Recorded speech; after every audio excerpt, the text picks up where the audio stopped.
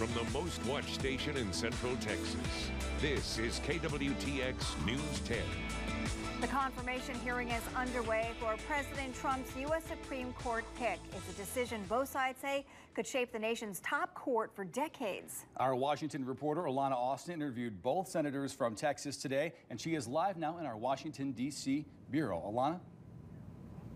Good evening, Justin. Liberal protesters shouted in the committee hearing room while Republicans look to defend Judge Brett Kavanaugh. Senators Ted Cruz and John Cornyn tell me they're disappointed with the political squabbling today. Cruz and Cornyn are part of the Senate Judiciary Committee, which vets Supreme Court picks. GOP leaders say Kavanaugh, a federal appeals court judge in D.C., is a top legal mind in the country and a fair judge. Republicans praise the legal credentials and personal record of Kavanaugh, while Democratic lawmakers look to stall the hearing. They say 42,000 pages of documents were dropped last night, and they haven't had enough time to review them. Democrats also argue they need important White House records on Kavanaugh's time serving under President George W. Bush. The senators from the Lone Star State say their colleagues across the aisle are holding a grudge about the results of the 2016 presidential election. We saw a political circus. We saw left-wing protesters disrupting the hearings. We saw Democratic senators trying desperately to delay and obstruct. We're going to plow our way through this. It may not be pretty, but we're going to get this done this week. Opponents of Kavanaugh expressed concerns that he would rule against abortion access, workers' rights, and middle-class Americans. Republicans have said this is not true, and this has been a transparent process from the beginning. Thousands of pages of documents turned over. Healthcare reform is a top priority for voters heading to the polls this November. It's true. As Democrats and Republicans battle for control of Congress, the parties are offering very different solutions. On the campaign trail in New Hampshire, voters are vocal about their health care concerns. The Congressional Budget Office estimates the number of uninsured Americans will grow by 3 million over the next year, and insurance premiums are expected to rise by about 15%.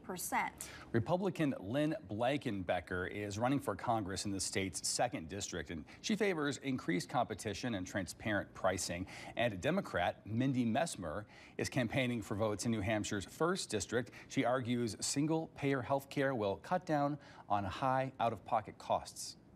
Medicare for All is a system that works already, and if we just expand it so that everyone has access to it, I think that would be most beneficial to everyone. We need to open up health care purchase across state lines so that folks are able to buy their insurance across the state lines, and they can get the type of insurance they need. And voters will have their say November 6th. The Trump administration is headed to court tomorrow. It will fight against the Affordable Care Act, arguing on behalf of 20 states. In question, protections for people with pre-existing health conditions. A group of Senate Republicans has proposed a bill to keep them covered. All right, well, doctors want students to sleep in longer in the morning. The American Academy of Pediatrics has been pushing for years for the 8:30 or later start time in U.S. schools. As Danielle Nottingham reports, the Academy says that will help combat what it calls a sleepiness epidemic. More than 3 million students in California could soon get some extra shut-eye if California's school start time bill gets signed into law. It would require middle and high schools in the state to start no earlier than 8:30 a.m., giving students more time to sleep. According to the CDC, 60% of middle schoolers and 70% of high schoolers do not get the recommended amount of sleep per night, and that could negatively affect their health and learning. It can cause poor academic performance, drowsy driving, depression, loneliness, social isolation, addictive behaviors, and weight gain, obesity, and hypertension. The CDC says children ages 6 through 12 need between 9 and 12 hours of sleep a night, and teenagers need 8 to 10 hours. Sleep experts say children's brains are wired differently, so simply telling them to go to bed earlier is not the solution.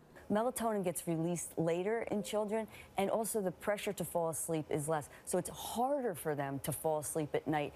The CDC says to improve your children's sleep, make sure they consistently go to bed and wake up at the same time, even on weekends. Keep bedrooms at a cool 65 to 70 degrees, impose a media and electronics curfew, and dim the lighting. Danielle Nottingham, CBS News, Los Angeles. Well, some studies suggest delaying school start times 25 minutes means better academic performance and fewer mood disorders, too. Well, let's return to the Weather Authority Forecast Center now for more on that much-needed rain. All right, Rusty, how does it look in terms of coverage for the rest of the week? Well, some will enjoy some pretty good amounts in those backyard rain gauges. Some, not so much. We'll analyze the latest on what's ahead, talk more about where these rain odds are best, and provide an update on Gordon, that soon-to-be landfalling tropical system. The Gulf Coast is bracing for a tropical storm. Gordon is expected to strengthen to a hurricane by the time it makes landfall tonight. A voluntary evacuation order is in effect in New Orleans. That's for those living outside the city's levee protection system. The mayor insists they're prepared. We spent the weekend ensuring our infrastructure is ready. I'm confident we've got the pumps and the power we need to get through this. The National Hurricane Center expects anywhere from 3 to 5 feet of storm surge, which could cause millions of dollars in damage. States of emergency are already in effect for Louisiana, Mississippi, and Alabama. And it's been a relatively slow season, right? I mean, up until this point, and usually around this time we start to see things really pick up. Yeah, this is nearing the peak. Yeah. September is usually the month of the hurricane season when we see the most activity, and it has kind of gotten a slow start.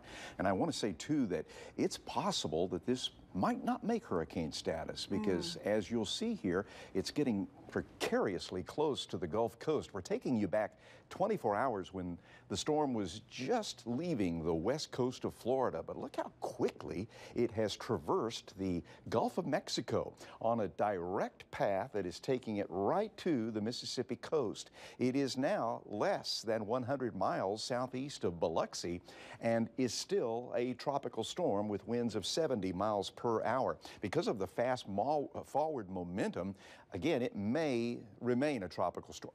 Regardless, it is going to be a huge rainmaker. Let's do the National Hurricane Center latest forecast track, and I think within the next hour or two, it will make impact in South Mississippi. And hopefully as only a tropical storm, but 70-mile-an-hour winds are going to cause some major problems in terms of just wind alone. And of course, the storm surge and the tremendous amount of rain from the Florida Panhandle all the way into Alabama and Mississippi is going to be a drenching system. Then, after midnight, it will already be a 65-mile-per-hour tropical storm near Gulfport, and then continue to weaken as it moves into southern Arkansas Thursday. 30-mile-an-hour winds Thursday around 1 a.m. And then it's going to recurve back toward the east-northeast and will be eventually more of a problem for the Midwest. And you can see how far away central Texas will be. But we think that as this storm system begins to slowly weaken and move across Arkansas and perhaps right there on the Oklahoma state line, its counterclockwise winds may push a front down into our area Friday into Saturday. So it looks like we have a chance for more rain as we move through the first half of this weekend. Well, right now, east and west is best. Right along the I-35, there's just not much going on, and boy, did we blow the forecast for a high today. Thought it would be in the upper 80s, but Waco Airport, along with Temple and all down the 35 corridor, made it into the low to mid-90s, and that's because there was so few showers and thunderstorms in our area. But boy, like I said earlier, where it's raining, it's really coming down, so it's just a matter of placement. Where you are will determine whether or not you see any rain. And there's certainly some heavy activity from Robertson to Milam and up into Limestone. This activity will continue spreading perhaps up into Falls and Bell. Bell's already had a little bit of rain, so too the Coryell County area and our western counties. So good luck on getting some more rain. If you don't get it tonight and tomorrow, there are better chances, as I said, for the end of the week. Right now, some good buildup of cloud cover, but look at these heat indices. Temple feels like 98, Killeen feels like 97, and Waco feels like 95. So it's outside of the rainy areas, pretty uncomfortable. Temperatures through the 80s, 70s, and down probably into the mid-70s in the morning early on Wednesday. And then our timecast shows that between now and 10 o'clock, there'll at least be a chance. But past 10 o'clock, everything collapses, which is pretty typical for the loss of heating. Let's pick it up at 7 in the morning with lows in the low to mid 70s. And unfortunately, the model just does not depict a whole lot of rain for tomorrow, so we've reduced those odds down to about 20%. We will be in the low to mid 90s again tomorrow. Lower 70s on Thursday. Thursday looks like maybe a little bit better chance, say 30% odds. But the best chances come Friday into Saturday, as at least the approach of a weak front will enhance the coverage of rain and thunderstorms. So slight chances tomorrow, Thursday, highs in the low to mid 90s. Friday, Saturday, looks like pretty good chance that you'll see some rain, maybe for Sunday as well at a 40% coverage. And then those chances go back down early next week. That's the weather here at 5. We'll be right back. A Central Texas athlete is now officially a professional bodybuilder after winning a national competition. Julie Hayes joins us with an update on a woman we featured just before her competition in Pennsylvania. So Julie, Katie Mitchell brought home the gold. Katie Mitchell won it all. First place in the fitness division at the NPC North American Championship in Pittsburgh. That means that the 37-year-old athlete who lives in Waco not only won a shiny trophy, but she also got her pro card, meaning that she can now officially enter professional competitions and have the chance to compete on some of the biggest stages out there. Now, keep in mind that Katie is achieving all of this with only a few months of training under her belt. Now, she's always been an athlete. She was a competitive gymnast and sprinter at the University of Wisconsin River Falls as a college student. She worked at Curves International in Waco before going on to teach PE at a local school. And she's enjoyed CrossFit and powerlifting, but she always thought she might be too old to chase this dream of bodybuilding. But after some encouragement from friends and family, Katie went for it. And boy, is it ever paying off. In July, at Katie's first competition, she won first place at the Branch Warren Classic after spending 15 weeks transforming her body and mind. And then with very little time to turn around for last week's national competition, Katie wowed the judges once again with her physique and her gymnastics routine, beating out all 9 competitors in her division. As for what's next for Katie, she's looking over all the options that she has for professional competition, rounding up some sponsors and deciding where she should enter first.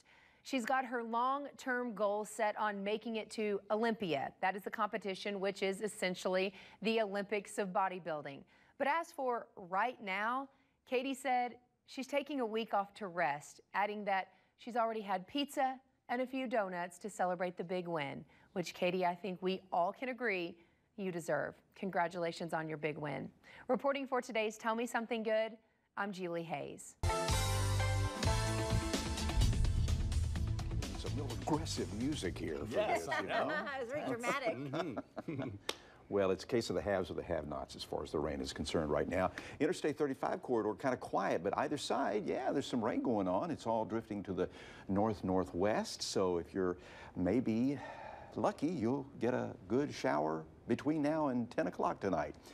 Odds don't look so good for tomorrow and Thursday, but they certainly are looking better for Friday, Saturday, and into Sunday. And we'll just keep fingers crossed that we can continue this catching up on the deficit.